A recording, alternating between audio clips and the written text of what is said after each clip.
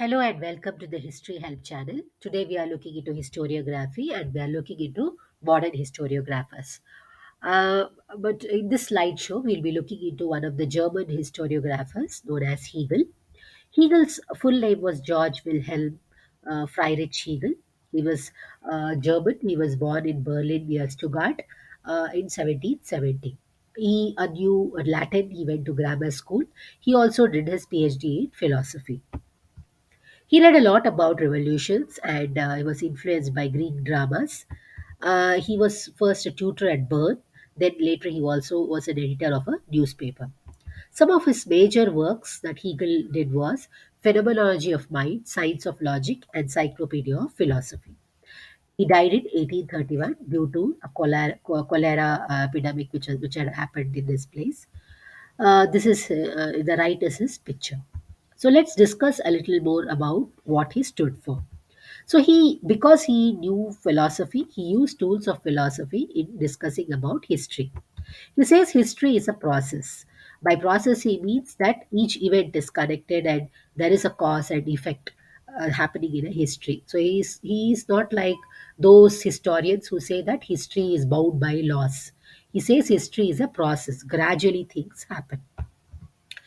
Hegel is famous for his Hegel system, which is nothing but thesis, antithesis, and synthesis. So I will explain to you what is thesis, antithesis, and synthesis. So thesis is something. Let's say it's a statement. Antithesis is which comes next is going to be against this statement, and synthesis, which comes after antithesis, will be the joining of thesis and antithesis. So let us take two examples for this. Okay. So now it is 2022. I'll give you an example. 10 years ago, let me say that I have a friend called Susan. So in 2012, I said Susan is my best friend. So that would be a thesis. So 10 years after that, that is 2022, I will say Susan is no longer my best friend. So in 10 years ago, I said Susan is a best friend. The antithesis of that statement is Susan is not my best friend. Okay. 10 years later, that is in 2032, I will say Susan was my friend, but due to difference in our goals, she's no longer my best friend. So I'm trying to do a synthesis of both of these statements. Okay. So thesis would be a positive statement, antithesis will be negative of that, but synthesis will be a type of joining of both of these views. Let us take another example in the political field. Let us say in the beginning there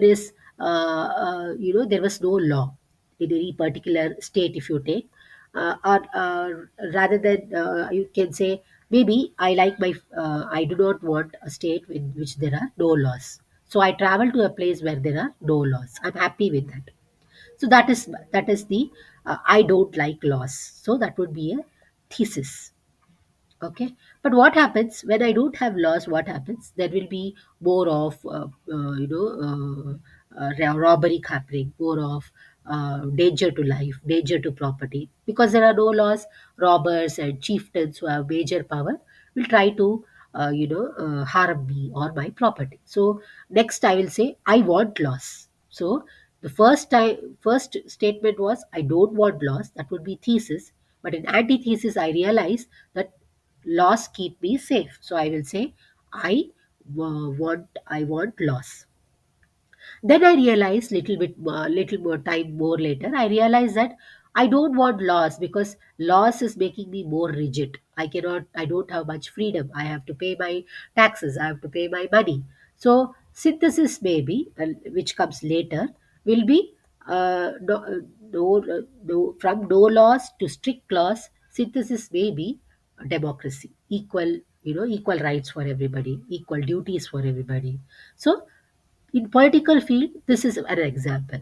So lawlessness is thesis, antithesis may be uh, a strong law or monarchy, synthesis may be democracy. So this is an example in the political field. So Hegel's system is known as dialectism, which is a system of opposites, and synthesis is something which is combination of all this. So he says that there are a lot of challenges and responses. So each thesis is a challenge, each antithesis is a response. So every challenge that comes, you will respond to that. So challenge is thesis, response will be the solution to it. That is antithesis. Because of that, there is development and growth. Because every stage will be better than the previous one, maybe better than the previous one, and that's how history grows. History is a process. There is development and growth. So this is the ideology of Hegel. So he also believed in God. So he says history has God's purpose. He also felt he studied about different religions like uh, uh, be it Indian or Persian or China, but he felt that Christianity was the absolute religion. He says society always, for if a society has to grow, it requires ideals or goals. And who gives these goals? It is the religion. For example, he feels Christianity's religion ideal is love, Buddhism's ideal is patience, Hindus is something else. So he says that every society will have to strive for this ideal. Only then it will grow and flourish. And he brings religion into picture to furnish this ideal. So his theory is metaphysical. So he has kind of influenced Marxism and positivism.